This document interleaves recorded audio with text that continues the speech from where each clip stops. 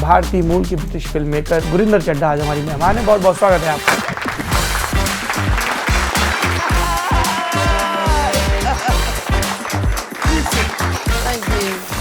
देखो, मैं कोशिश करती हूँ हिंदी बात करने, पर हिंदी में मैं रेस्टोरेंट में फूड बहुत अच्छी तरह से ऑर्डर कर सकती हूँ। पानी पूरी लाओ, ये लाओ, ये लाओ। You like पानी पूरी? मगर जब मैं बोलती हूँ पंजाबी निकल आंदा यार। नहीं, आप पंजाबी बोलो। हमारे लिए जितनी हिंदी प्रिय है उतनी ही पंजाबी भी प्रिय है। मैं 2 साल की थी जब हम इंग्लैंड आए थे। इंग्लैंड में मेरा सबसे पहला सेंटेंस ये था, आई वॉन्ट लिखना, आई वॉन्ट रोटी खाना। मेरे बच्चा नाल मैं कोशिश कर दिया करन तो मैनू सब तो Kumiko and Ronak, can they speak Punjabi? गालियाँ बोलते हैं। मेरी गुजारिश है कि आप हमें बताएं, जब आप जर्नलिस्ट थी हम लोगों की तरह, जी, you are working with BBC? With BBC, yes. क्या हुआ था उस जिप्सी स्टोरी में? वो मेरा न्यूज़ प्रोड्यूसर था, उसने मेरी कहानी लेके ऐसे फाड़ दिया। वो बोलते हैं बीबीसी इम्पार्शियल है, असलियत नहीं है, ये झूठ है। आपकी फैमिली को कई जनरेशन्स में कई जगह माइग्रेट करना पड़ा और आइडेंटिटी का क्वेश्चन हर वक्त साथ रहा। जी, सिख हैं, केश रखते हैं, फिर किस तरह की चीज़ें एक्सपीरियंस करनी पड़ी आपके पेरेंट्स को? फॉर माई फादर, वो केन्या में बैंक में काम करते थे। जब इंग्लैंड आए थे, गोरे लोग कहते हंसते थे, आपको लगता हम कभी कोई सरदार जी रखेंगे बैंक में? पागल हो यार, निकल जाओ यहाँ से। उनको बैंक से निकाल दिया था। उनकी बहुत पढ़ाई थी, क्वालिफिकेशंस थे, पर उनको काम नहीं मिलता था। मेरे डैडी पोस्टमैन बन गए थे। मम्मी क्या काम करती थी? मम्मी भी फैक्ट्रीज में काम करती थी। पहली फिल्म आप लोगों की खूब चर्चा हुई, that was bend it like Beckham. जी, best part about that film is कि वो बहुत करेज और होप देती है। जी, खास तौर पर उन तमाम लड़कियों को जिनको बार बार ये बताया जाता है कि आपकी मैरिज और आपकी कलनरी स्किल्स, आपकी किचन, बस यही 2 चीजें ये तय करेंगी बच्चे की है, शादी की। जब मैं छोटी थी बस यही था, 18 साल हो गए, आपकी शादी होगी, जनानी औरत है किचन में बनान, आदमी सब वहाँ बैठे हुए हैं, वो हम उनको गरम गरम खिलाते। ये सही नहीं है। हम जब वो आएंगे, आदमी लोग आएंगे तो रोटी बनाएंगे तो हमको खुआएंगे, फिर मैं बनाऊंगी, उससे पहला नहीं बनाऊंगी। मेरा क्वेश्चन ये था मैं आपसे कि आप सनी देओल के साथ एक फिल्म बनाने वाली थी। ओह गॉड, क्या हुआ उसका? Oh God, please tell us about it. ये दूसरी तस्वीर है किसान प्रोटेस्ट की। जी,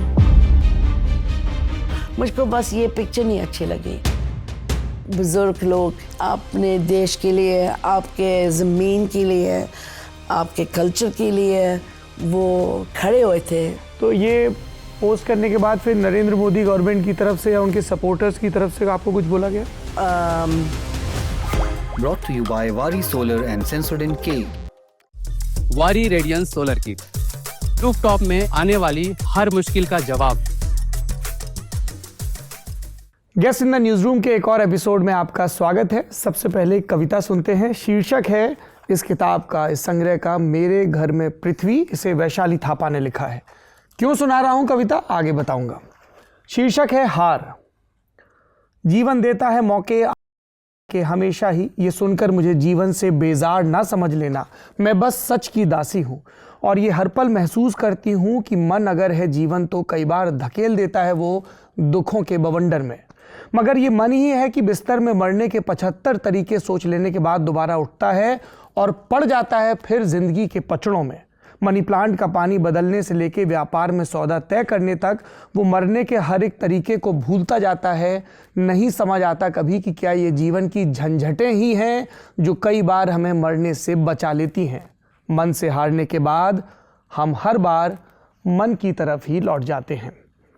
मैं आपको अभी एक ट्रेलर दिखाऊंगा देवियों और सज्जनों, जिसमें इस कहानी का जो नायक कह लें या एक सेंट्रल कैरेक्टर है, उसके सामने वो सवाल आता है जो हमारे और आपके सामने 24 घंटे में कुछ एक दफ़ा तो आ ही जाता है कि मैं खुश क्यों नहीं हूँ।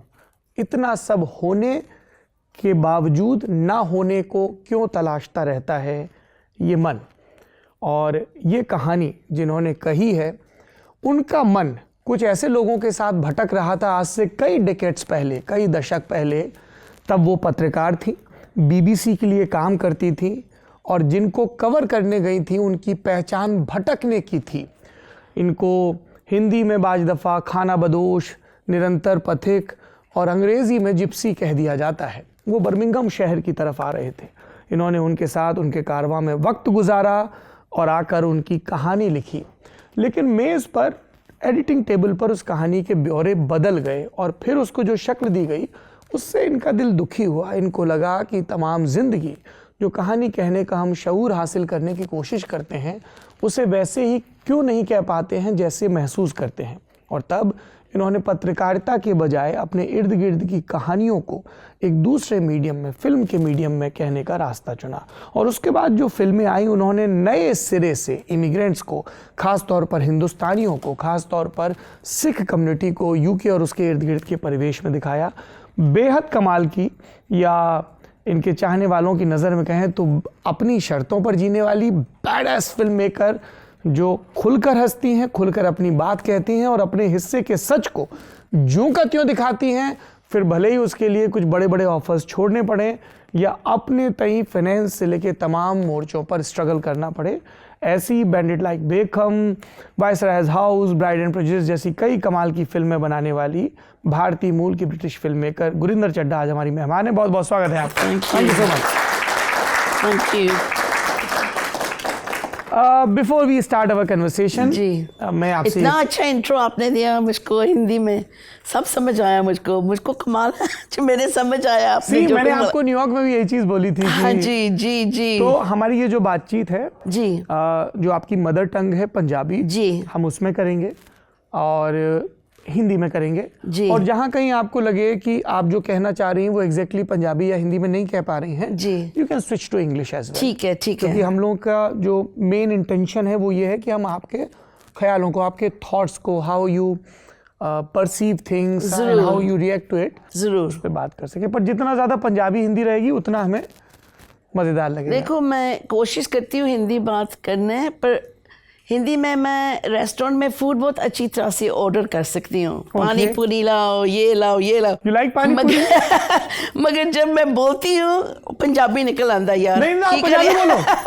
हमारे लिए जितनी हिंदी प्रिय है उतनी ही पंजाबी भी प्रिय Very है। और good. हमारे ज़्यादातर दर्शकों को, चूंकि पंजाबी के गाने इतने पॉपुलर होते हैं, जी, मैंने जी। बिहार और उड़ीसा तक की शादियों में डीजे पे पंजाबी गाने बजते देखे हैं। जरूर, हमारे पिक्चर के भी गाने भी यहाँ खेलते हैं। ब्राइड एंड प्रेजुडिस के पंजाबी गाना बले बले मैंने बहुत सुना, कमाल बहुत का है। मशहूर है पर इधर। उसका जो एक दूसरा गाना है, तुमसे कहें या हम ना कहें, हाँ, वो भी बहुत प्यारा है। फ्रॉम ब्राइड एंड प्रेजुडिस, वो अनु मालिक जी ने लिखा था। हाँ, हाँ जी वो जी। बहुत अच्छी मेलोडी। पर मैं ना 2 साल की थी जब मैं पैदा हुई थी अफ्रीका, नायरोबी, कीनिया। ओके।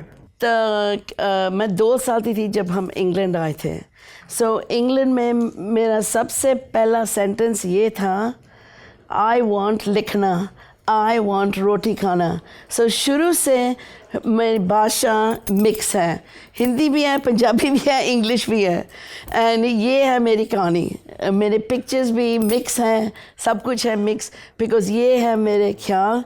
एक पैर हिंदुस्तान में है, एक पैर इंग्लैंड में है। तो बड़े लोग हैं मेरे जैसे जे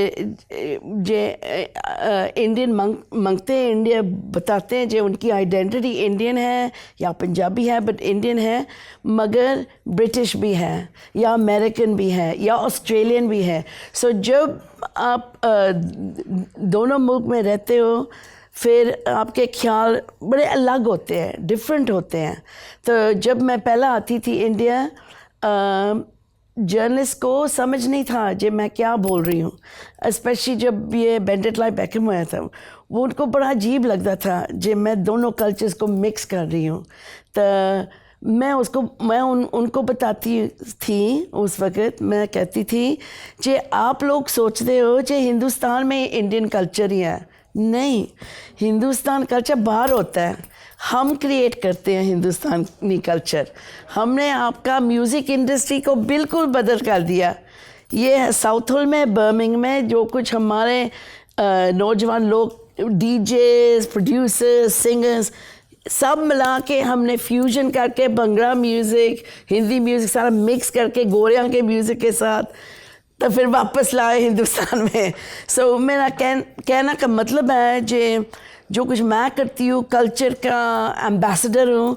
मैं दिखाना चाहती हूँ जे हमारा कल्चर मिक्स होता है, इंग्लिश भी होता है, इंडियन भी होता है, मगर यहाँ भी इंग्लिश कल्चर बहुत है। यहाँ कितनी तेज़ अंग्रेज़ी लोग बोलते हैं जैसे पुराने ज़माने के टाइम पर ना। सो कल्चर इज़ ऑलवेज मूविंग, हमेशा आगे बढ़ता है। एंड हमेशा जैसे मैं हूँ, मेरे बच्चे अलग है। सो फॉर मी कल्चर हम हमेशा आगे जाता है, पर सबसे इम्पोर्टेंट चीज़ है आपकी माँ भाषा। माँ भाषा होनी चाहिए।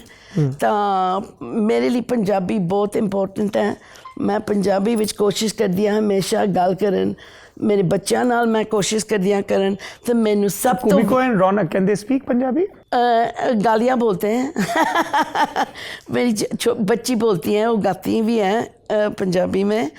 तो वो उनको सब समझ है। तो खास करके जब मैं गुस्से में बोलती हूँ, फिर मैं पंजाब में ठहर जा मैं तेने दसती हूँ, फिर वो वापस मुझको बोलते हैं ऐसा। बट अभी नहीं, अभी छोटे हैं। जब उनके अपने बच्चे होंगे फिर उनको पता लगेगा हाउ इम्पोर्टेंट है आपकी माँ भाषा बोलन।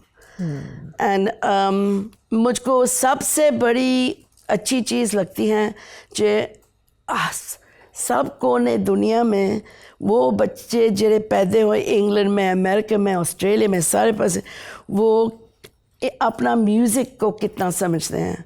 अपना ये सिड श्री राम देख लो, अमेरिका का बच्चा A.R. रहमान के साथ आया था कर्नाटका सीखने के लिए। हमने उसको देखा था अमेरिकन सॉन्ग्स गाता था। अभी थ्रू द म्यूज़िक उनको पता लगा जी आइडेंटिटी की है उनकी। तो एंसेस्ट्रल हेरिटेज बहुत इम्पोर्टेंट है। एंड जब मैनू खुशी है जो सारी दुनिया में अपने बच्चे म्यूज़िक दे थ्रू और गुरबानी दे थ्रू, रिलीजन दे थ्रू वो आपकी आइडेंटिटी होल्ड ऑन करते हैं। तो मैं भी हूँ केन्या की पली हुई, इंग्लैंड की ग्रो अप हुई इंडियन में। I don't know what's in Hindi, परवरिश। मगर जब मैं बात करती हूँ हमारे गुरु की बात करती हूँ, सिक्खी की बात करती हूँ, तो हमारे सिख गुरु जी गुरु नानक देव जी वो वेदा की बात करते थे। सो हमारा जरा कल्चर है पीढ़ा से 5000-6000 ईयर्स। मुझको मालूम है जिधर मैं रहती हैं मेरे एंसेस्टर्स वो हरप्पा का इन द सिविलाइजेशन है। सो ये हमारे लिए बहुत इम्पोर्टेंट है। ये नहीं है हम इंग्लैंड गए वहाँ हम गोरे बन के हैं, नहीं, हमको मालूम है हमारे रूट्स क्या हैं। What a beautiful thought. आप ये बोल रही थी, मुझे एक ओंकार ध्यान आने लगा। Sensodent, toothpaste for sensitive teeth. Let's watch the trailer of the film Christmas Karma, आपका नया प्रोडक्शन, और उसके बाद हम आगे हैं।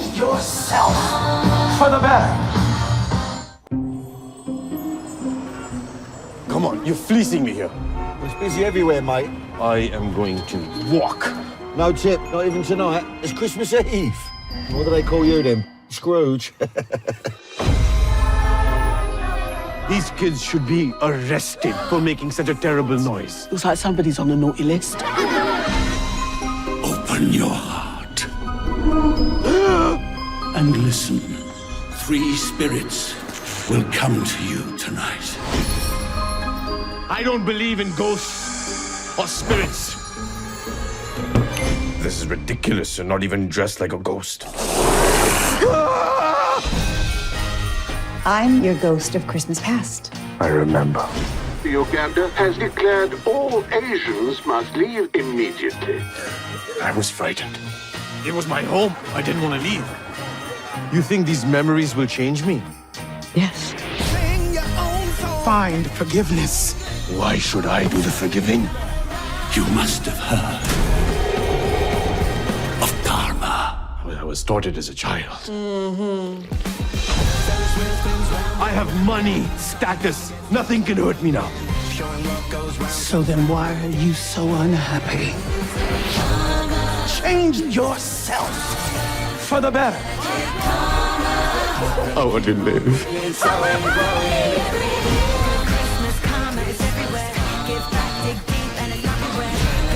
It's not right you being all alone at Christmas. Party pooper. Work hard, be someone, and today I intend on being that someone.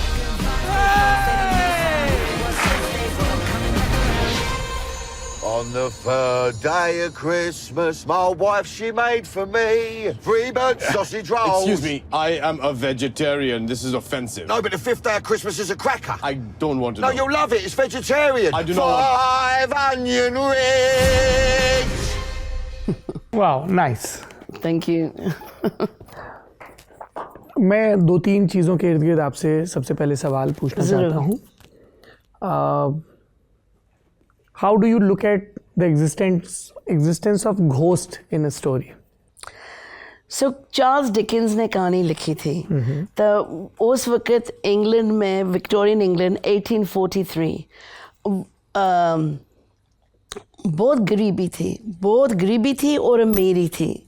तो वो कोशिश कर रहा था सब लोगों को समझान, जब गरीब लोग हैं ना, उनको मदद करना चाहिए, क्योंकि आप खुश नहीं होंगे जितनी देर तक सब लोग खुश होंगे। ये था चार्ल्स डिकेंस का मस्जिद। सो उनकी कहानी है, जो 3 गोस्ट आते हैं। ये आदमी जरा पैसों को बहुत मांगता है, उनको दिखान पास्ट में उसको क्या हुआ, पैसे की प्यार क्यों है इसके साथ। तब प्रेजेंट गोस्ट उसको समझाता है जे पैसों के साथ कुछ नहीं होता है। तो फ्यूचर गोस्ट दिखाता है जे आपके कर्मा बदलेंगे नहीं, आप मर जाएंगे तो कोई नहीं पूछेगा आपको, तो ये पैसे सब आप नहीं लेके जा सकते साथ। सो ये है चार्ल्स डिकेंस की कहानी। मैं इंग्लैंड में, हमारे लिए क्रिसमस बहुत इम्पोर्टेंट टाइम है। वो उस वक्त सारी, जैसे दिवाली होती है यहाँ, मैं बोलने वाला था गोरों की दिवाली। हाँ, गोरों की दिवाली, वो सब छुट्टी होती है सबके लिए, 1 वीक की छुट्टी होती है एटलीस्ट। तो सब फैमिली मेम्बर्स इकट्ठे होते हैं, तो सब के पास क्रिसमस ट्री होती है, सब प्रेजेंट्स देते हैं। तो हमारे लिए बहुत अच्छा फेस्टिवल है। एंड क्रिसमस है भी वक्त जब लोग हमदर्दी दिखाते हैं एक दूसरे के लिए। चैरिटी बहुत होती है, जेडे लोग गरीब हैं उनको चीज़ें देते हैं, जेडे बच्चे हॉस्पिटल में होते हैं उनके लिए खिलौने सब देते हैं। सो है बड़ा अच्छा फेस्टिवल। सो मैंने क्रिसमस फिल्म बनानी थी, बिकॉज हमारे लिए नहीं है कोई क्रिसमस की पिक्चर। बहुत गोरियाँ की पिक्चर है ये वेले के, पर हमारा टाइम नहीं है। सो मैंने सोचा मैं हमारे लिए बनानी है क्रिसमस पिक्चर। सो ये स्टोरी मुझको अच्छी लगती थी।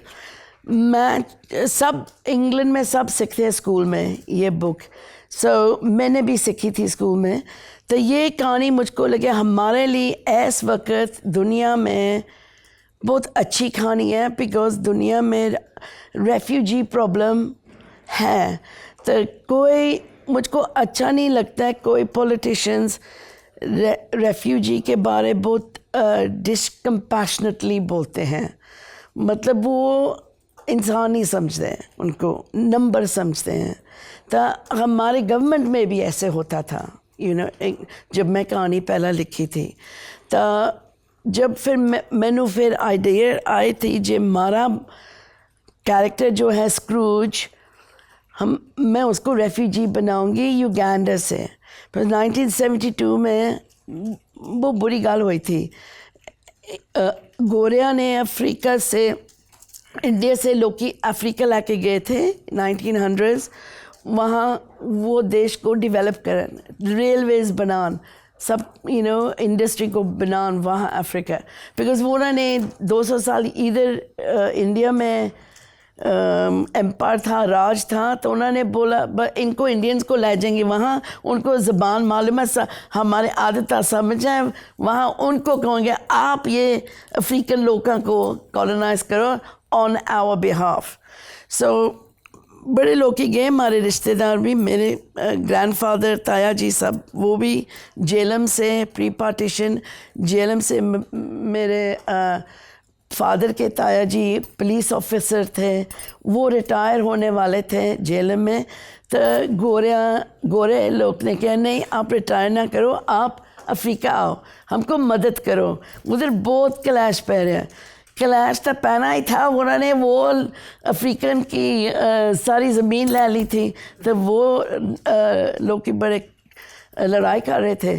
सो हमारे ताया जी गए, ग्रैंड ताया जी, तो वहाँ उन्होंने डिफरेंट क्रॉप्स बीजे थे, खेती की थी। तो फिर हौली हौली वो सब पीस आया था उधर। तो फिर 2 गोरे आए थे, mister Brooke, mister Bond, Brooke Bond tea, वो आए थे इन करीचो किसुमू के पास इन अफ्रीका। तो वहाँ फिर मेरे फादर के ताया जी वो फिर सेटल हो गए थे, वो टी प्लांटेशंस को सर्विस करन। तो फिर उन्होंने उनके 2 भाई को बुलाया, एक भाई इंडियन आर्मी में थे, तो सोमालिया में जंग था इटली के साथ, उन्होंने कहा वो छोड़ इधर आओ मेरे साथ। वो भाई गए थे लखा सिंह। तो फिर मेरा ग्रैंडफादर 17 साल दे सी, वो जेलम से आए, तो वो भी गए उधर इन अफ्रीका। सो हमारी फैमिली केनिया में थे। मगर 1972 में युगांडा में इदी अमीन प्रेसिडेंट था, तो वो उसके साथ बहुत गुस्सा था गोरियां के साथ। तो कोई लड़ाई झगड़ा हुआ, तो उसने बोला मैं आपको दिखाता, गोरियां लोग ये सब इंडियन जो आपने लाए हैं इधर, इनको निकाल देना मैं हमारी कंट्री से। तो बस ऐसे उन्हें किया। उसने बोला 90 डेज़, रेडियो पे अनाउंसमेंट सी, 90 डेज़ में सब हिंदुस्तानी लोग निकल जाओ यहाँ से। तो वहाँ उस वक़्त काफ़ी इंग्लैंड आए थे, तो रेफ्यूजी बन के इंग्लैंड आए थे। तो ये कहानी ट्रू कहानी है मेरे दोस्त की, वो भी आए थे जब छोटे थे। तो रेफ्यूजी कैंप में बहुत हॉस्टाइल इन्वायरमेंट था, लोग की नहीं चाहते थे जो रेफ्यूजीज़ आन इंग्लैंड में।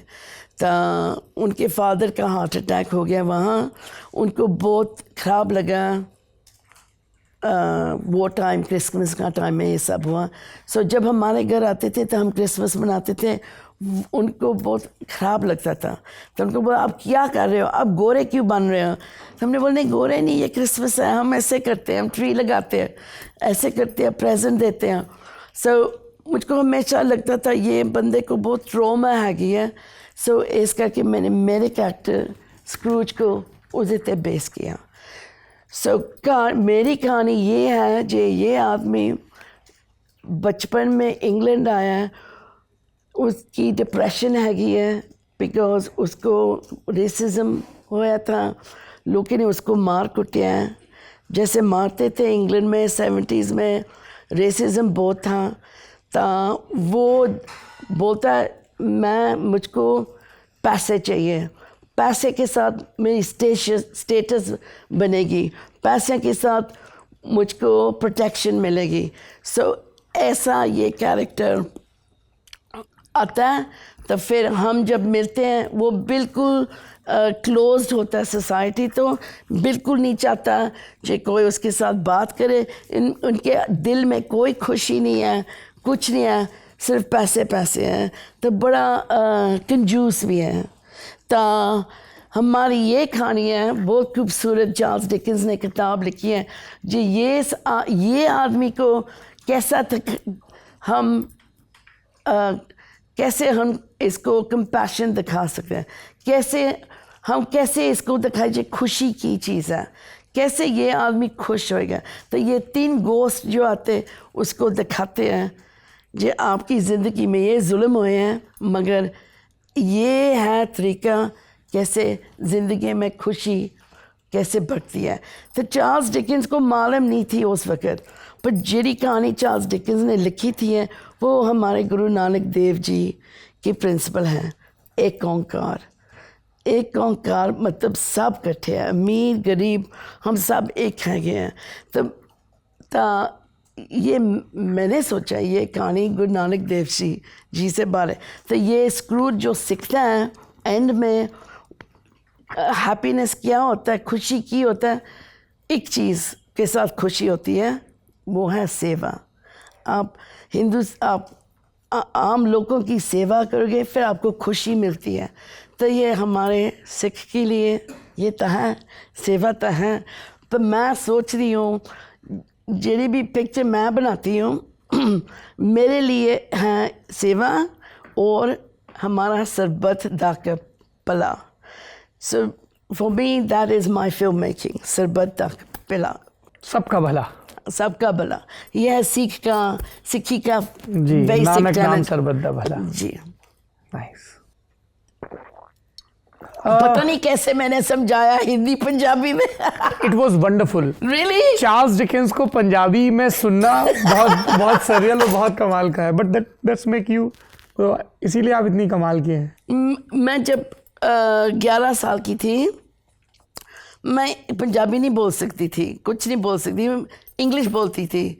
फिर मेरे बेजी आए थे फ्रॉम यमुनानगर, वहाँ पार्टीशन से उनको घर मिला था, ज़मीन मिली होगी, घर मिला वहाँ। सो यमुनानगर मेरे ग्रैंडफादर की डेथ हो गई थी, फिर बेजी आए हमारे साथ रहन।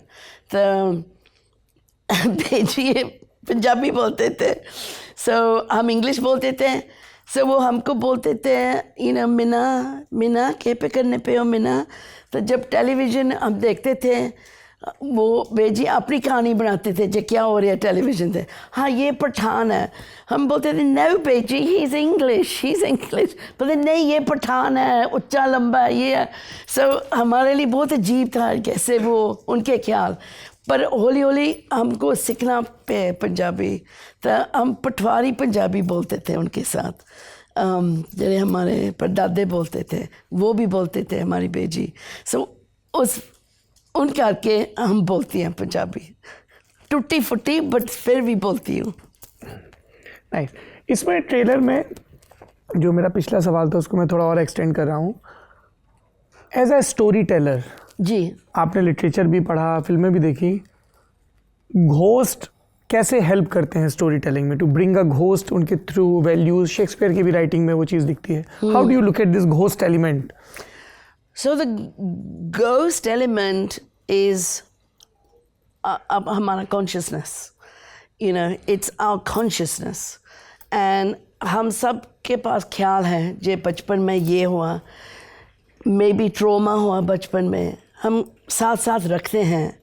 ता हम एडल्टहुड में आते हैं, हम कोशिश करते हैं वो भूलना, बट कभी कभी वो ट्रोमा हम कैरी करते हैं एडल्टहुड में। तो इंटरेस्टिंगली मैं अभी बेंगलोर से आई हूँ, तो श्री रविशंकर जी के साथ, गुरुदेव के साथ मैं ऐसे बात करती थी कर्मा बारे, मेरे फिल्म के बारे। उन्होंने बोला, उन्होंने फिल्म देखी है हमारी, तो बहुत पसंद थी उनको। उन्होंने बोला आप और चार्ल्स डिकेंस घोस्ट बोल दे, मैं एंजल्स बोलेंगे। एंजल्स आते हैं, हमको ज्ञान मिलती है, हम सुनेंगे ना, हमको ज्ञान मिलती है कैसे ज़िंदगी बरदाना, ये है कर्मा। सो चार्ल्स डिकेंस की कहानी कर्मा की कहानी है। तो ये घोस्ट खाते हैं, बताते हैं कि आपके कर्मा अच्छे नहीं हैं, आप ये सोच रहे हो, आप बदलो, ऐसे सोचना चाहिए। सर घोस्ट का ये है मतलब। Very interesting interpretation. आपने ट्रॉमा का जिक्र किया और आपकी फैमिली को कई जनरेशन्स में कई जगह माइग्रेट करना पड़ा और आइडेंटिटी का क्वेश्चन हर वक्त साथ रहा। जी, सिख हैं, केश रखते हैं, फिर रोजगार के चलते हटाने पड़े आपके पिता को, मेरे सब पिता की, कहानियाँ। हाँ। Do you have any trauma? Oh my goodness. So जो कुछ मैं करती हूँ वो कहानी, वो पर्सपेक्टिव मैं कैरी करती हूँ हमारे सारे परदादे के ट्रॉमा। मेरे माइग्रेंट आइडेंटिटी जो है ना, वो आप देख लो शुरू हुई थी हमारे जनरेशन्स पर्शिया तो आए थे, हमने डॉक्यूमेंट्री बनाई थी वहाँ। वो documentary who do you think you are नाम है, यूट्यूब में है। वो उस डॉक्यूमेंट्री में हमने रिसर्च किया था। तो उधर सेंसस में हमारे ग्रेट ग्रेट ग्रेट ग्रैंडफादर ने लिखा है जब 1851 ब्रिटिश ने सेंसस किए थी ना सारे पासे, उस वक्त का है टाइम। तब उधर वज़ीर सिंह हमारे रिश्तेदार थे, उन्होंने बोला ये ज़मीन जो है ये हमारी ज़मीन है। तो हमारी ज़मीन से इस्लाम टाइम से पहला, मतलब बाबुल के टाइम से पहला, 12th सेंचुरी के पहला ये ज़मीन हमारे साथ है। और उसके पहला हम पर्शिया तो आए थे। सो हमारे एंसेस्टर्स पर्शिया तो आए थे पंजाब।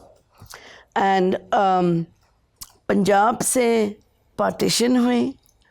पार्टीशन से हमारे दादा दादी, मेरी दादी का बहुत नुकसान हुआ है। हमारी बुआ जी मर गए थे, छोटे बेबी। ये सब मैं मेरी पिक्चर वाइस रॉयस हाउस में दिखाया था।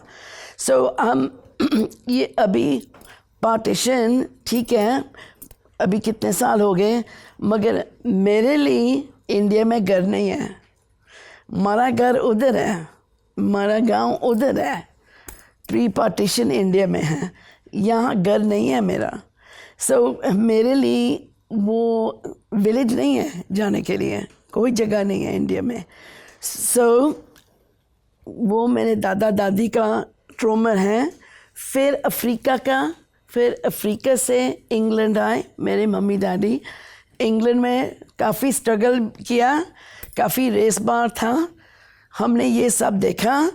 सो हुन जब मेरा जनरेशन, किस तरह की चीज़ें एक्सपीरियंस करनी पड़ी आपके पेरेंट्स को as a immigrant, as a migrant in United Kingdom? खालाबा नेवर फॉर माय फादर, वो केन्या में बैंक में काम करते थे, बार्कलीज बैंक में। तो जब इंग्लैंड आए थे उन्होंने सीधा बैंक गए थे, क्योंकि मैं वहाँ बैंक में था, मैं इधर बैंक में बैठना। तो गोरे लोग कहते हंसते थे कि आपको लगता हम कभी कोई सरदार जी रखेंगे बैंक में, पागल हो, निकल जाओ यहाँ से। उनको बैंक से निकाल दिया था। सो उनको फिर बड़े लोग इंडिया से उस वक्त जब गए थे, उनकी बहुत पढ़ाई थी, क्वालिफिकेशंस थे, पर उनको काम नहीं मिलता था। सो फिर वो काम करना पे फैक्ट्रीज़ में, या मेरे डैडी पोस्टमैन बन गए थे, क्योंकि उनको अच्छा था बाहर, यू नो रैन। सो ये जी कलर बार बहुत हुई थी, मगर वो जनरेशन ने बहुत मेहनत की थी। 1 साल में मेरे मम्मी डैडी ने घर ले लिया था काम करके, मेहनत करके। सो मम्मी क्या काम करती थी? मम्मी भी फैक्ट्रीज़ में काम करती थी। वो वहाँ जिधर साउथ हॉल है, जिधर हम रहते थे, वेस्ट लंदन में एयरपोर्ट था, वहाँ बहुत फैक्ट्रीज थी। इस करके हमारी कम्युनिटी है उधर, बिकॉज बहुत कम था उधर। सो हम तो इंग्लैंड डिप्रेस्ड था वॉर के बाद। सो उनको चाहिए they needed the workforce.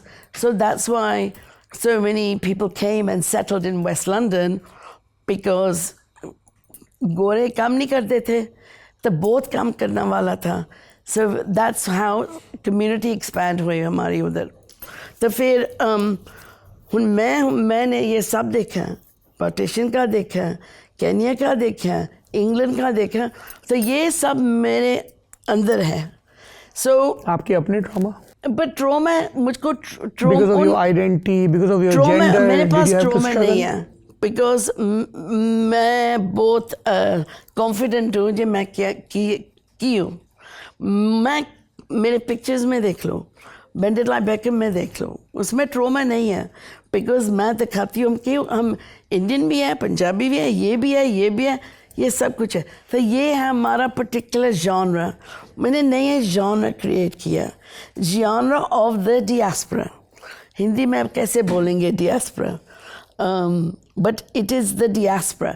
मतलब वो बच्चे, वो ख्याल है हमारे जे आपके पेरेंट्स या ग्रैंड पेरेंट्स माइग्रेंट थे, आप दूसरे मुल्क में रहते हो, आप हमेशा अपनी आइडेंटिटी को नेगोशिएट करते हो, तो उससे नया कल्चर बनता है। So I am the ambassador of that culture. And so important गल है जो वो ये ट्रोमास ये स्ट्रगल जो कुछ हमने देखा है हमारे में अंदर है, पर सक्सेस भी देखा है, सक्सेस भी देखा कैसे वो जनरेशन ने कैसे तरक्की किया, हमारे पेरेंट्स ने कैसे तरक्की किया। अब हमारी एशियन कम्युनिटी कितनी सक्सेसफुल है इंग्लैंड में, अफ्रीका में। इंग्लैंड में हमारी कम्युनिटी कितनी टैक्स देते हैं, ये सब ये कंट्रीब्यूशन बहुत है हमारी कम्युनिटी की। Okay. So I carry the success and the failure and I celebrate. That's the important thing. And that is my genre and that is how I see the world. One last question from this film. हम सब जानते हैं कि माफ़ कर देना बड़ा ज़रूरी है, forgiveness. पर हम ये भी जानते हैं कि तमाम ज़रूरी चीज़ें बड़ी मुश्किल होती हैं। जी। Do you find it difficult to forgive people? So, picture में यही डायलॉग है, गोस्ट ऑफ क्रिसमस प्रेजेंट बोलते हैं मिस्टर सूट को कि आप फॉरगिव कर दीजिए, आप फॉरगिव करो, आपको खुशी मिलेगी। वो बोलता है नहीं, मेरे में गुस्सा बहुत है, मैं कैसे फॉरगिव करा। तो फिर ये बोलता है गोस्ट उनको, जब आप ये नेगेटिविटी है, ये गुस्सा है, ये आपके लिए ख़राब है, किसी और के लिए नहीं ख़राब, आपके लिए ख़राब है। आप इसको छोड़ दो, आप खुश रहो, आप खुश रहो इस मोमेंट में। आप पीछे ना देखना, आप आगे भी नहीं देखना, आप ये मोमेंट में बस यही देखो, खुशी में आप ज़िंदगी लिव करो। ये है द लेसन ऑफ लाइफ। ये हमारे गुरुदेव जी भी बोलते हैं same thing, live in the moment, be happy in the moment. Past वाले घोस्ट से इंस्पिरेशन लेते हुए मेरी गुजारिश है कि आप हमें बताएं, जब आप जर्नलिस्ट थी हम लोगों की तरह, जी, you are working with BBC. With BBC, yes. क्या हुआ था उस जिप्सी स्टोरी में? How was that experience spending time with them and then what happened? Please tell us. So ये जिप्सी स्टोरी आपने पता नहीं कहाँ से ढूंढी है। ये जब मैं ये क्रेडिट हमारी कमाल की, ये यमन बैठे हैं, ये हमारी टीम बहुत अच्छा रिसर्च करके देती है। Well done Yemen. जब मैं करियर शुरू किया था, मैं जर्नलिस्ट बीबीसी, तो पहली कहानी थी। Which year we are talking about? 80s, mid 80s। Birmingham में एक जिप्सी ग्रुप आए थे, तब उन्होंने भेजा मुझको स्टोरी कर। मैंने बहुत कंपैशनेट अच्छी स्टोरी की। क्या एक्सपीरियंस था आपका उनके साथ? क्या उनकी वैल्यूज कैसे अलग होती हैं? इनके घर कितने सोने हैं अंदर से, इनके इतने शीशे के पैटर्न्स हैं, शीशे का डिज़ाइन है। मुझको अच्छा लगा। मैंने कभी I never been in a caravan, you know. सब मैंने क्या कितना अच्छे घर हैं उनके, बड़े अच्छे लोग हैं, फैमिली लोग हैं गए ये वो। तो मैं ये कहानी लिखी जो ये कम्युनिटी आई इधर।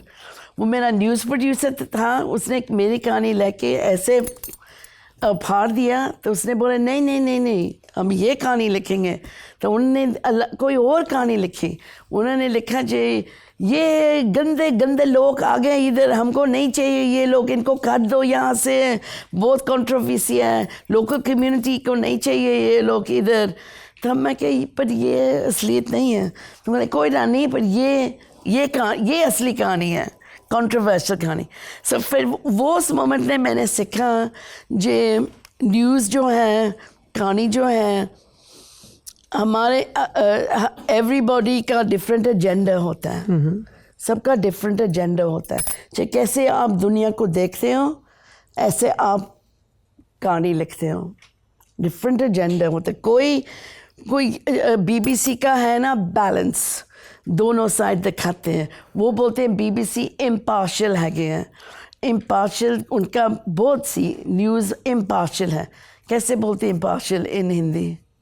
निष्पक्ष। हाँ, पर ये नहीं, ये असलियत नहीं है, ये झूठ है। सब everyone is partial, everyone has a perspective. So फिर फ्रॉम न्यूज़ मैंने सुनी, मैं अपनी कहानी बताती हूँ, मैं अपना असलियत दिखाना, मैं अपनी स्टोरीज़ दिखानी है। सर जर्नलिज्म से मैं फिर यहाँ आ गई फिल्में बनाना। इंटरेस्टिंग। हम लोगों ने जो पहली फिल्म आप लोगों की खूब चर्चा हुई, that was bend it like Beckham. जी। Best part about that film is कि वो बहुत करेज और होप देती है। जी। ख़ास तौर पर उन तमाम लड़कियों को जिनको बार बार ये बताया जाता है कि किचन संभालना, आलू गोभी बनाना जी यही ज़रूरी, मतलब उसमें एक जगह मदर कहती भी है, जब वो बोलती है कि वो छोटे छोटे कपड़े पहन घूमती तेरी कज़न, तो वो कहती है वो ऐसे नहीं घूमती है, वो फैशन डिज़ाइनर, बोलती है तो डिवोर्सी। तो आपकी मैरिज और आपकी कलनरी स्किल्स, आपकी किचन, बस यही दो चीज़ें ये तय करेंगी बच्चे की है, शादी की कैसे निभाई, जैसे भी निभाई, और किचन में क्या किया। जी जी। तो वो बड़ा होप देती है वो फिल्म। बिकॉज जब मैं छोटी थी बस यही था, कुड़ी लड़की के लिए जैसे मैं थी, बस यही है। आप 18 साल हो गए, आपकी शादी होगी। मेरी मम्मी की बहुत विश थी जो मैं सब फूड बनाऊँ, अच्छी तरह फूड बनाऊँ। तो ये था उनका बस ख्याल, रोटी सेक रोटियां बनाओ। तो मैं जब छोटी थी मैं बहुत लड़ाई करती थी, मैं बोलती थी मैं कभी नहीं रोटी बनानी। पता है क्यों? बिकॉज सब जनानी औरत है किचन में, बनान आदमी सब बाहर बैठे हुए हैं, वो हम उनको गरम गरम खिलाते। ये सही नहीं है मम, सही नहीं है। वो जब वो आएंगे, आदमी लोग आएंगे तो रोटी बनाएंगे तो हमको खवाएंगे, फिर मैं बनाऊंगी, उससे पहला नहीं बनाऊंगी। तो मेरे मम्मी मुझको देखते थे तो बोलते थे आपका माँ का मुँह काला करना है ना, आप आगे कार जाएंगी, तेरी सास की कहेगी। सब ये सब डायलॉग होते थे मम्मी के, तो मैं ये सब ये बेंडेड लाइफ बैकम में डाल दिया।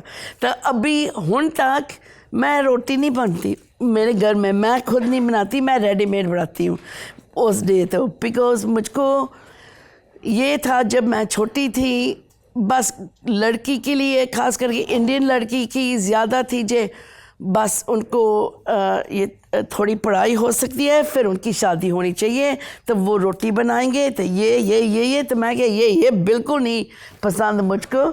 तो सो बेंडेड लाइफ बैकम में मेरे अपने बचपन के बारे बनाई थी पिक्चर। सो ये मेरे मम्मी और डैडी हैं पिक्चर में। तो बड़ी खुशी है मुझको बिकॉज मेरे डैडी जब मैं पैदा हुई थी, लड़की का फादर बन गए थे, वो बिल्कुल फेमिनिस्ट हो गए थे। तो ये कहानी बहुत खूबसूरत है, लोग नहीं बताते, बट जेड़े फादर, कई फादर बड़े स्पेशल होते हैं जिन्हों दे लड़की होते, वो लड़की पुत्र समझते हैं। मेरे लिए मेरे डैडी कहते तू 7 पुत्रां नालों वध है, 7 पुत्रां नालों तू वध है, मुझको कहते थे। सो यू नो उनको बहुत ही जे लड़कियां को दबा के रखना हुआ, ये हमारे कल्चर में वो बोलते थे, हमारे कल्चर में लेडीज़ को चैटल समझते हैं, चैटल। तो उनको बहुत सी जो हम पढ़ाई करें, हम 2 पैर से आपे खड़े, तो कभी नहीं किसी के ऊपर रिलाई करना है, अपने आप जोगे हो, अपना काम करो तो आप खुश रहो। सो एंड में फादर यही कहता है जसमिंदर को, तू फुटबॉल खेलना, ठीक है जा फुटबॉल खेल, तेरी ज़िंदगी है, तू जा तरक्की कर। तो ये मेरे डैडी के डायलॉग हैं, ये मेरे डैडी का सब है। आप ये सब बता रही हैं, रघुवीर सहायक हिंदी के बहुत कमाल के पोएट हुए हैं जी, उनकी एक पोइट्री है, वो मैं आपको सुनाता हूँ। ज़रूर आप लोग भी सुनिए। पढ़िए गीता, बनिए सीता, फिर इन सब में लगा पलीता, किसी मूर्ख की हो परिणीता, निज घर बार बसाइए, होए कटीले आंखें गीली, लकड़ी सीली तबीयत ढीली, घर की सबसे बड़ी पतीली भरकर भात पसाइए। कि आखिरी में वो वहीं तय होना है कि आप किचन में क्या कर रहे हो, भले ही आपकी आंखें भीगती रहें, आंसू निकलते रहें, आपकी अपनी कोई आइडेंटिटी नहीं बचेगी। कितना भी आप पढ़ लिख लें, आखिरी में ये सिस्टम आपको उसी तरफ पुश करता है। नहीं conventionally. But then we have role models like you. We have lots of young women of your age who are without shouting from the rooftop, वो revolutionize कर रही हैं, equality लेके आ रही हैं। जी। It's a very important assertion. Very important. And अभी आप देखो in the last 10-20 years how women have changed in India, you know, it's amazing. And आप देखो in every field, politics में, journalism जैसे में। इंडिया से अगर आपको कुछ ऐसे रोल मॉडल बताने हो कि ये औरतें बहुत कमाल की हैं, बहुत दिलचस्प हैं और बहुत ताकतवर हैं, Priyanka Chopra ji, Priyanka Chopra. Yeah. you know, I mean, यहाँ टॉप में एक्ट्रेस हैं, मगर वो अमेरिका गई, वहाँ कोई नहीं, किसको नहीं मालूम था ये कौन है, you know, and वो she started from the bottom in America. उसने मीटिंग्स किए, उसके सब लोगों ने समझाया जो मैं कौन हूँ, you know, मेरे ख्याल क्या है, मैं कम कैसे करूँगी, मैं you know, मेरा ओपिनियन क्या है. होली होली उसने अपने साथ इस्टेब्लिश किया अमेरिका में. तो इजी काम नहीं है. And she also had to deal with the identity issue, क्योंकि वो बचपन में वहाँ पढ़ी, फिर वापस आई तो. जी. सो वो मेरे लिए बहुत वेरी अमेजिंग रोल मॉडल. दोस्त भी है हमारी, तब उसको मैं खींच रहा पिक्चर में, सो उसने भी गाना गाया हमारी क्रिसमस फिल्म में. तो पहला नखरे करती थी, नहीं मैं गाती नहीं है, मैं नहीं आना. मैंने कहा प्लीज़ आ जा, it will be funny song है, हम मजाक करेंगे. तो फिर वो भी आई और अनुष्का शंकर जी भी आए. अरे वाह. And Anushka Shankar is also my friend. So ये दो औरत, इंडियन औरत फ्रॉम द डियास्पोरा, वो आए मुझको सपोर्ट करें. एक कमाल की एक्ट्रेस, एक कमाल की म्यूजिशियन. और देख लो मेरी बहन मीरा नैर. ये इसको बोलते हैं तरक्की. माय गुडनेस, है ना. दिल्ली की रहने वाली, अभी कितना उन्होंने तरक्की की है. वो दीपा मेहता भी, you know, और मीरा जी का भी वही एक Africa connection and then migration, diaspora. Exactly same. And अभी उनका पुत्र देखो, न्यूयॉर्क का मेयर. Really amazing. हमारा पुत्र भी न्यूयॉर्क में पढ़ता है. हमको इतनी खुशी है कि उसका बड़ा भाई यू नो मेयर बन गए न्यूयॉर्क. सो फॉर मी ये बहुत ये इतने अच्छे रोल मॉडल्स हैं. हम लोग बेनेट लाइक बेगम की बात कर रहे थे जी.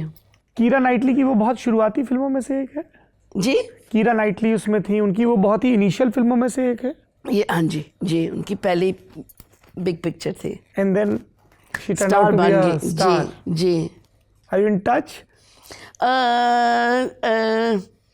मैं कभी कभी देखती हूँ उनको. हाँ, वेरी स्वीट. अभी 2 बच्चे की माँ है अभी.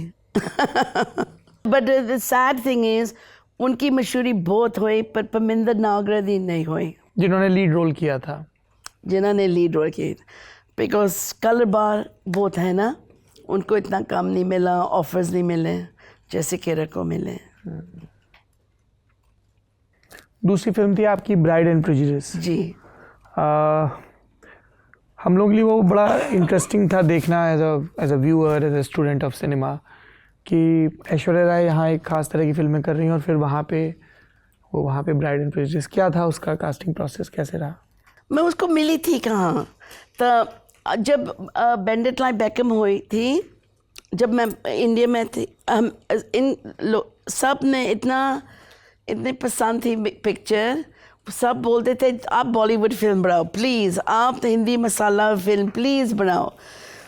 तो मैं क्या, मैं नहीं बना सकती हिंदी फिल्म, मुझको हमारे ख्याल डिफरेंट है.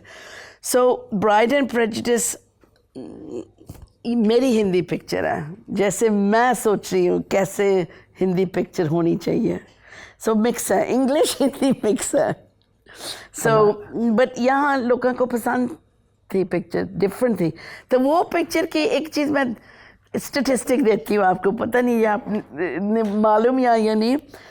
ब्राइड एंड प्रेजुडिस सिर्फ एक कोई पिक्चर है जी इंग्लैंड में भी और इंडिया में भी नंबर 1 ओपन हुई थी. कोई और पिक्चर नहीं हुई इधर. और दूसरी स्टेटिस्टिक कमाल थी, बेनेट लाइक बेकम सारी पूरी हिस्ट्री ऑफ सिनेमा में वो सिर्फ एक पिक्चर है जी एवरी कंट्री दुनिया में ऑफिशियली रिलीज हुई है, including North Korea. Oh wow. Yeah, it's the only film. And you know why? Because Babaji is there in the picture. That is why. Interesting. Have you been to North Korea? No, I was invited to go when the film opened, but I couldn't go at the time. And I felt bad. I'd love to go. Very interesting. All right, now we'll have questions from the audience. Hi. Recently, Deepika Padukone advocated about 8-hour work shift in the Bollywood industry. What is your take on that? So when we make our films, we have a 10-hour shift. That's घंटे की shift होती है, and lunch break in the middle. But yeah, I think आप focus नहीं कर सकते more than 10 hours, and आराम भी होना चाहिए. So I think it's a good thing. Some regulation is a good thing. Especially when she's a new mother, having a new baby around and everything. Yes, मैंने picture बनाई थी जब मेरे जुड़वे twins were 3 months old. So mothers which बहुत हिम्मत है, and so मैंने भी पिक्चर बनाई उस वक्त, ये भी बना रहे हैं दीपक, you know, everyone, and I think that I think it's important that we have those boundaries. J time से काम करो, टाइम से पैकअप करो, तो आराम भी करो, फिर ऐसा अच्छी पिक्चर भी बनेगी ऐसा. Thank you. नमस्ते मैम. नमस्ते. मेरे 2 सवाल हैं. पहला तो ये कि आपने हाल फिलहाल में कौन सी ऐसी मूवी देखी है जो आप सजेस्ट करेंगे कि हम सबको देखनी चाहिए, और दूसरा सवाल ये let a response. Gurinder Chadda's film recommendations for Christmas. Christmas and overall. Christmas film I love is It's a Wonderful Life. Frank Capra. ये पिक्चर ज़रूर देखना, ये मेरी इंस्पिरेशन थी हमारी पिक्चर के लिए. वो कहानी बहुत खूबसूरत है. एक आदमी होता है जॉर्ज बेली, उसके साथ नुकसान होता है, वो कोशिश करता है करन, तो बहुत सैड है, बहुत डिप्रेस्ड है.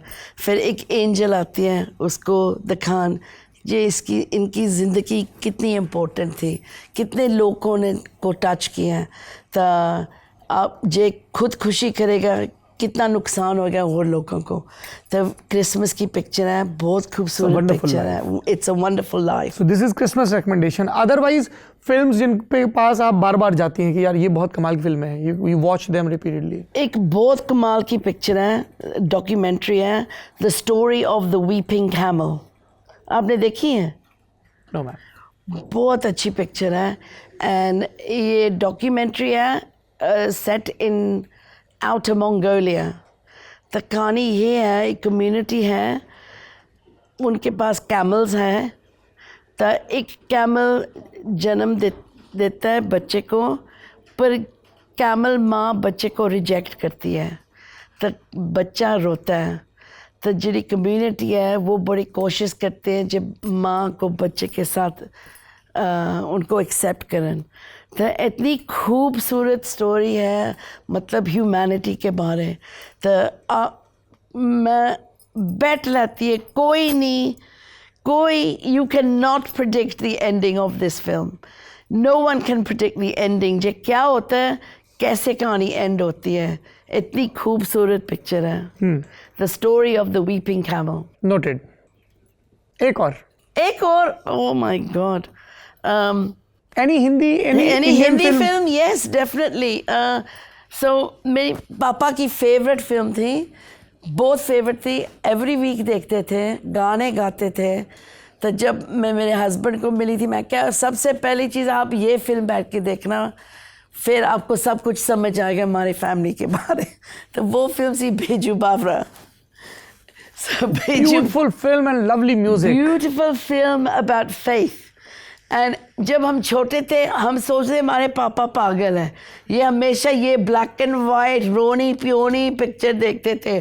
वो एक विस्की लाते थे, शुरू करते थे, ओ दुनिया के रखवाले, तो गाते थे. हमारे चाचा जी भी गाते हैं यही गाना. तो बहुत उनका फेवरेट फिल्म थी. मगर वो खुशी के भी गाने हैं झूले के पवन पे लाई बहार. यस, एंड तू गंगा की मौज में जमुना की धारा. हाँ, सो ये सब गाने वो खेलते थे एंड गाते थे जब मैं छोटी थी. सो ये picture, I think everyone should see this film. खोज के आप लोग ये फिल्म देखिए, बैजू बावरा. कमाल की फिल्म, कमाल के गाने, उसका एल्बम अद्भुत है. और जो बैजू बावरा की कहानी है, और बैजू बावरा और तानसेन, साधना और किसी भी किस्म के ज्ञान के साथ जो आपको सबसे ज़रूरी बात याद रखनी है कि अगर उस ज्ञान के चलते गुरूर आ गया है, घमंड आ गया है, तो सब ज्ञान बेकार है। तो गुरूर से मुक्त रहना है। सब गुरु यही सिखा गए हैं। So very important film. Very important. उन तक मुझको एक सीन याद है जब बेजू गाता है तानसेन द कोर्ट में, बेजू गाता है तो हाँ तो साबन है, तो साबन मेल्ट हो जाता है। स्पेशल इफेक्ट है। जब मैं छोटी थी मैं देखती कैसे साबन मेल्ट हो रहे हैं from singing only, you know. What a great film. मगर एक और फिल्म भी है जब मैं छोटी थी, ये सबसे इम्पोर्टेंट फिल्म है टू शो मॉडर्न इंडिया। ये मॉडर्न इंडिया थी। जब मैं छोटी थी मनोज कुमार की पिक्चर बहुत चलती थी, ये उपकार, पूर्व पश्चिम, रोटी कपड़ा मकान। एग्जैक्टली ये सब इंग्लैंड में सब ये बहुत चलते थे पिक्चर।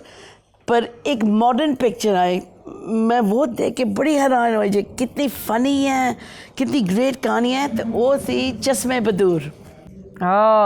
चश्मे बदूर, फारूक शेख, दीप्ति नवल जी, कितनी मॉडर्न कहानी थी। चमको साबन, ये दो लूजर्स अपार्टमेंट में कुड़िया को देखते, सब तो इतनी inventive comedy film, great film, वो जरूर देखना। नाइस। जी आपका दूसरा सवाल। हाँ, 10 सेकंड की भूमिका है बस कि बचपन से बॉलीवुड देख के बड़े हुए और जब समझ डेवलप हुई तो रीजनल सिनेमा अलग अलग इंडस्ट्री का भारत में देखा और फिर इंटरनेशनली सारी फिल्में देखने लगे, हॉलीवुड से लेकर तमाम कंट्रीज़ का जो सिनेमा है।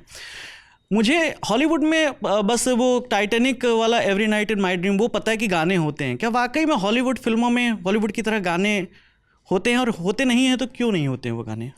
क्योंकि हम लोग हैं ना, हिंदुस्तान लोग हैं ना, हमारे में इमोशन बहुत है। हमारे लिए गाने बहुत इम्पोर्टेंट है बिकॉज ये गाने में इमोशंस हम सेटिस्फाई करते हैं। तो गोरे लोग इतने इमोशनल नहीं है सो गाने उनके लिए इतने इम्पोर्टेंट नहीं है। I think in that setting उनके लिए डायलॉग्स इम्पोर्टेंट है, स्टोरी इम्पोर्टेंट है, प्लॉट इम्पोर्टेंट है, वो दूसरी चीज़ उनके लिए इम्पोर्टेंट है। Thank you. Hello ma'am. Hello. Shwetank, one of the senior editors of our cinema team. Okay.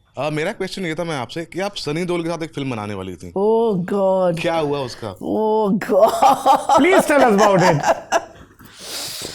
अभी धर्मजी के पासिंग है, मैंने क्या बताऊं मैं आपको, सच बताइए।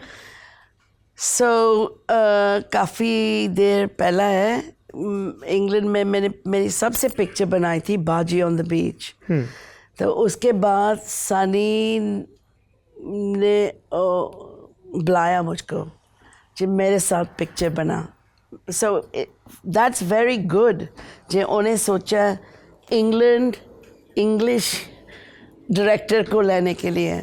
सो मैं उनको स्टोरी बताई थी, उन्होंने बोला मैं और बॉबी दोनों इकट्ठे पिक्चर में आएंगे।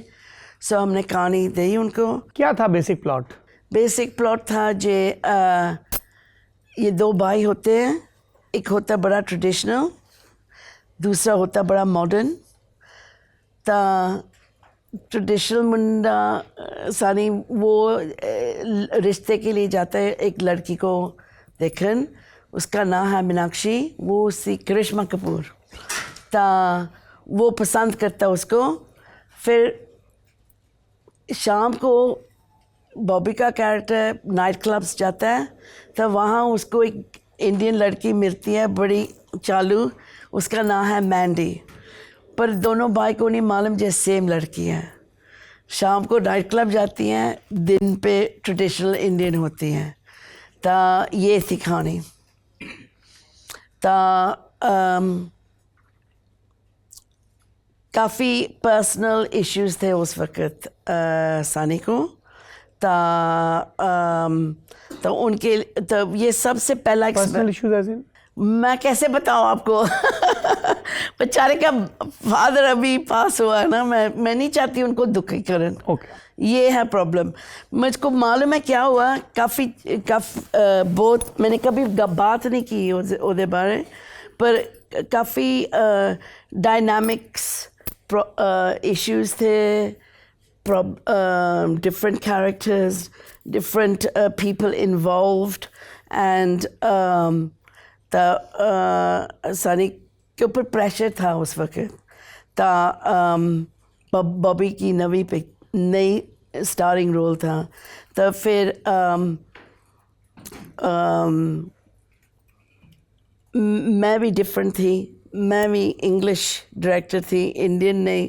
सो उन्होंने सोचा था अच्छी बात है कुछ डिफरेंट लोगे मेरे लिए, बट आई थिंक अल्टीमेटली उनको मोर ट्रेडिशनल डायरेक्टर चाहिए था, बिकॉज मैं उनको ऐसे ट्रीट कर रही थी जैसे हम इंग्लैंड में एक्टर्स को ट्रीट करती हूँ।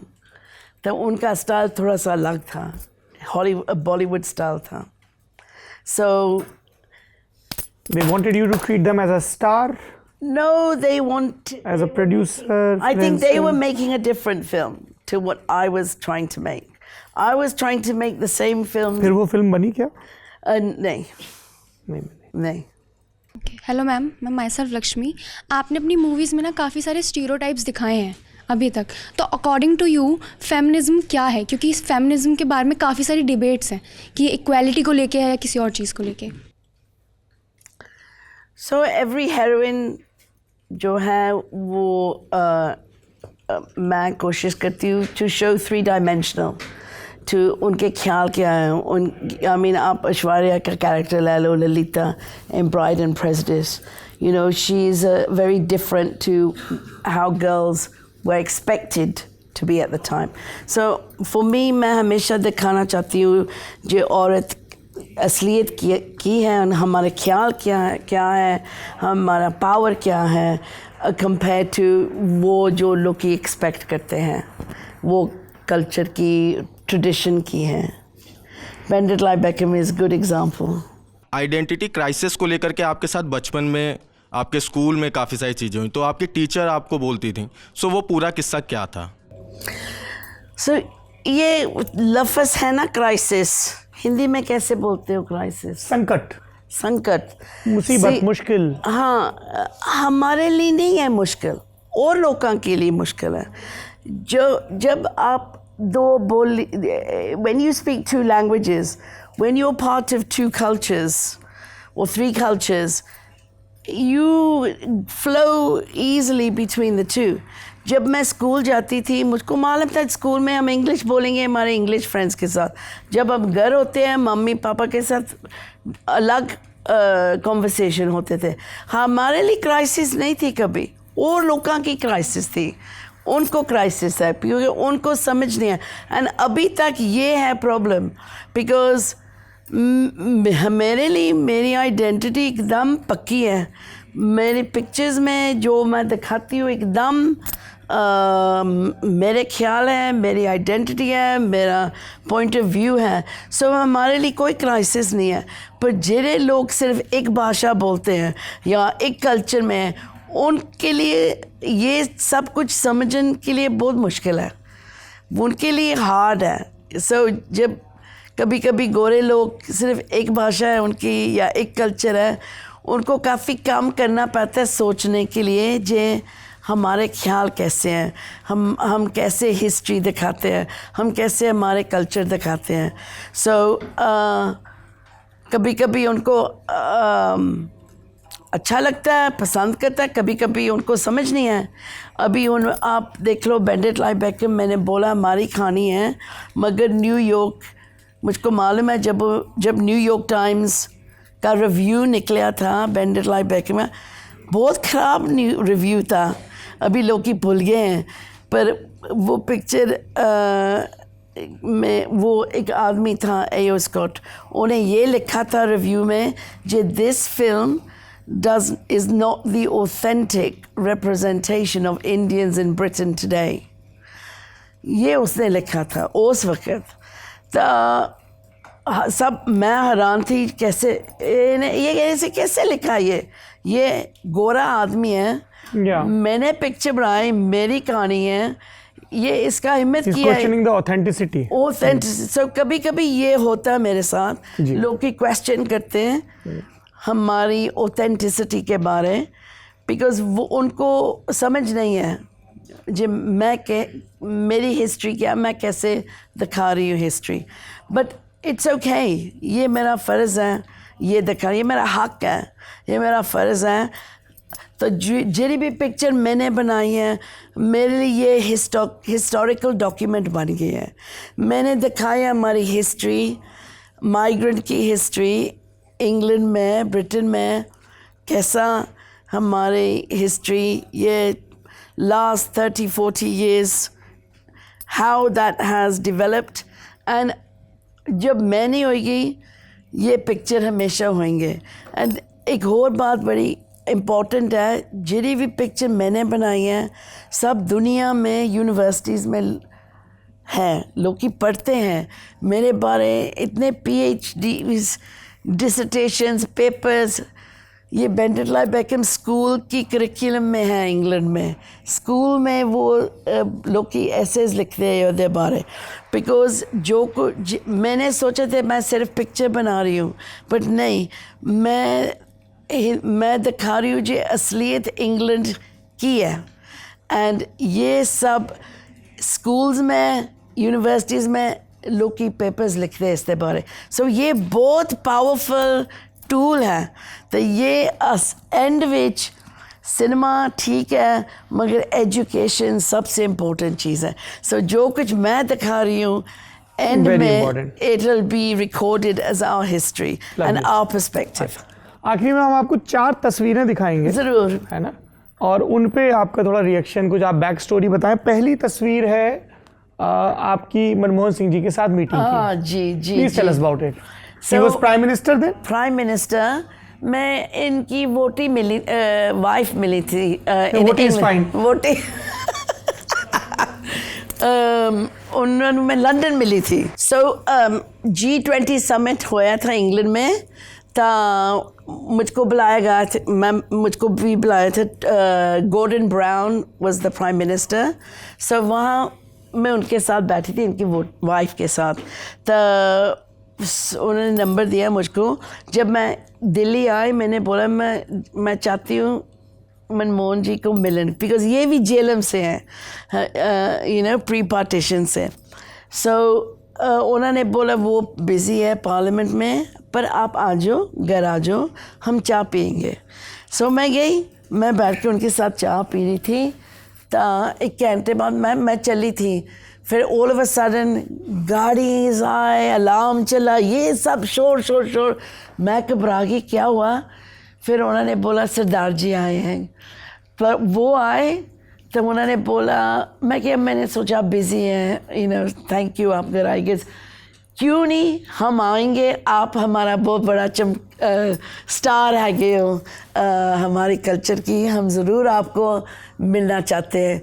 So it's so lovely for me, वो आए पार्लियामेंट से स्पेशली हमको मिलने के लिए. ये दूसरी तस्वीर है किसान प्रोटेस्ट की. जी हाँ, वो उस वक़्त हमको ये इमेजेस बहुत थे. बुज़ुर्ग लोग अपने देश के लिए, आपके ज़मीन के लिए, आपके कल्चर के लिए वो खड़े हुए थे सामने. ये प्रोटेक्शन चाहिए हमको, ये हम आपके पल्ला के लिए नहीं कर रहे, हम सब दुनिया की कर रहे हैं. सो ये बहुत इम्पोर्टेंट गल है. तो मुझको ये खुशी है इंडिया में. मैं एक चीज़ आपको बताती हूँ, लोगों को मालूम नहीं है मैं यूनिवर्सिटी में क्या स्टडी किया. यूनिवर्सिटी में वो उस वक्त वो बोलते हैं ना डेवलपमेंट स्टडीज़. मैंने इंडिया बारे, इंडिया डेवलपमेंट बारे, ग्रीन रेवोल्यूशन, ये सब मैं सीखी थी यूनिवर्सिटी में. तो मुझको बड़ा इंटरेस्ट है ये. एंड अभी सब ये दुनिया में सबके बहुत इम्पोर्टेंट पॉलिटिकल चीज़ है सीड्स, मतलब बीज. हाँ, तो हमारा फूड तो कंट्रोल, अमेरिका बहुत कंट्रोल कर रहे हैं दुनिया को. जे उनके सीड्स बीजो तो उनके जेनेटिक मॉडिफाइड खाना पकाओ घर में. तो सब दुनिया इतनी बीमार हो रही है. एंड सो ये किसान है हमारे, वो प्रोटेक्ट कर रहे हैं हमको, हमारे खाने को, हमारे वाटर टेबल्स को, हमारे फूड को. एंड ये for me this is the biggest battle we have right now. Who controls the food, who controls the water supply, who controls the future of humanity. So the Kisan battle, for me, the farmer is the defender of the future of humanity. तो ये post करने के बाद फिर Narendra Modi government की तरफ से या उनके सपोर्टर्स की तरफ से आपको कुछ बोला गया? नहीं, उन्होंने देखा नहीं शायद, पर मैं इम्पोर्टेंट नहीं हूँ ना उनके लिए. इंग्लैंड में बैठी हुई अपना काम कर रही हूँ, पर किसी ने नहीं किया था मुझको बस ये पिक्चर नहीं अच्छी लगी. This film. Tell us about it. Did you like the film? I loved the film. Yeah. Very good. पर इसके साथ 2 पिक्चर थे साइड बाय साइड, मैंने पोस्ट किया था. मैं जॉर्ज माइकल लिखा हुआ ना, साइड बाय साइड मैंने ये पिक्चर देखी. बिकॉज जब मैं ये पिक्चर देख रही थी मुझको ये जॉर्ज माइकल याद आ रहा था. सेम हेयर स्टाइल था जॉर्ज माइकल का. सो इस करके मैंने मजाक की ट्वीट की ये एक्टर मुझको जॉर्ज, ये देख रही है पिक्चर पर जॉर्ज माइकल मुझका one of my most favourite film, क्योंकि ये इंडियन माइथोलॉजी से, इंडियन स्टोरीज से, खासतौर पे रामायण और महाभारत से इतने रेफरेंस इसमें पिक किए गए हैं और the way they created that world. जी. एंड द शूटिंग कैसे ये वाटरफॉल के ऐसे जाता, my god, it was beautiful. And the final battle between the 2 giants. Yes, the way yes. shot it. It was epic. Yeah. Oops. How was it? Meeting the Queen of United Kingdom. Very lovely, because ये Queen ना same age as my mom. Same साल का जन्म था. मेरी mummy हमेशा कहती है ऐसी same age आ गया मैं तो Queen. You know, मेरी भी सेहत एदे वगैरह आ गया, एदे भी गोडे गए, मेरे भी गोडे गए. So my mom would compare herself to the Queen all the time. And Queen ने मुझको इनाम भी दिया था, वो भी दिया था. एंड मैं मम्मी को लेके गई थी साथ क्वीन को मिलने के लिए एंड इनाम देने के लिए. And she was a very lovely lady. And during the 80s England में बहुत गरीबी थी, काम नहीं था, अनएम्प्लॉयमेंट बहुत था. मार्गरेट थैचर प्राइम मिनिस्टर थी. सब माइंस बंद हो गए थे. कम्युनिटीज़ बहुत सफ़र कर रहे थे, सारे पासे वर्किंग क्लास कम्युनिटीज़. ता ये क्वीन स्पीच बनाती थी जे ये कम्युनिटी बारे. The Queen became the opposition at that point to the government. So ये गल हम नहीं भूल सकते जे क्वीन को अपने सब्जेक्ट्स सारी दुनिया में वो उसको जिम्मेदारी ली थी उन्होंने. इंटरेस्टिंग. ऑन दैट नोट हम ये बातचीत यहाँ पे रोकते हैं. Thank you so much. आपने इतनी खुश मिजाजी के साथ अपनी ज़िंदगी के तजुर्बे, अपने फिल्म मेकिंग के तजुर्बे हमारे साथ, हमारे व्यूअर्स के साथ साझा पता नहीं समझ आएगी जो कुछ मैं बोले. You were honest, you were cheerful, you were true. तो हमारे लिए कमाल की लर्निंग है. What humility. Thank you so much, ma'am. Thank you so much. It's a learning for all of us. You know, we live in Chardhi Kala, है ना? Chardhi Kala. This is the most important thing. सब लोग, we must always remain in Chardhi Kala. चढ़दी कला and सर्वदा भला. Exactly. कविता से बात शुरू की थी तो कविता पर ही खत्म करते हैं. वैशाली थापा की ही कविता की किताब से. ईश्वर मुझे विनम्र बनाए, निरंतर विनम्र बनाए, इतना विनम्र बनाए कि जब कोई मेरी हत्या करने आए मेरी विनम्रता से मारा जाए. सीखने का सिलसिला, विनम्रता हासिल करने का सिलसिला यूं ही चलता रहेगा. आप देखते रहिए ललन टॉप. बहुत बहुत शुक्रिया and thank you so much ma'am. Thank you.